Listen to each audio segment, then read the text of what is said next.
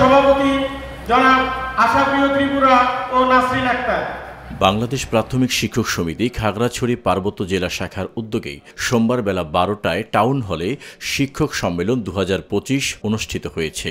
সম্মেলনের উদ্বোধন করেন বাংলাদেশ প্রাথমিক শিক্ষক সমিতির কেন্দ্রীয় কমিটির সাধারণ সম্পাদক আব্দুল ওয়াদুদ ভূঁইয়া। একটা দুইটা তিনটা সমিতি এই খাগড়াছড়ি জেলায় হয়েছে তাদের গোয়াটুমি কারণে।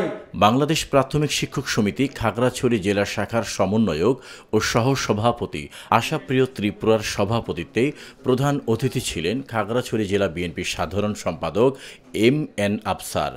সম্মেলনে প্রধান বক্তা ছিলেন বাংলাদেশ প্রাথমিক শিক্ষক সমিতি কেন্দ্রীয় কমিটির নির্বাহী সভাপতি মোহাম্মদ জুলফিকার আলী।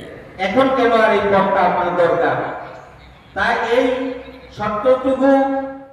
বিশেষ অতিথির বক্তব্য রাখেন জেলা বিএনপির যুগ্ম সাধারণ সম্পাদক অ্যাডভোকেট আব্দুল মালেক মিন্টু, মোহাম্মদ মোশাররফ হোসেন অনিমেষ চাকমা রিঙ্কু, জেলা বিএনপির সাংগঠনিক সম্পাদক আব্দুর রব রাজা, বাংলাদেশ প্রাথমিক শিক্ষক সমিতির খাগড়াছড়ি জেলা শাখার সমন্বয়ক মোহাম্মদ মোজাম্মেল হক, জেলা বিএনপির যুব বিষয়ক সম্পাদক মাহবুব আলম সবুজ সহ জেলার বিভিন্ন প্রাথমিক স্কুলের শিক্ষকবৃন্দ উপস্থিত ছিলেন।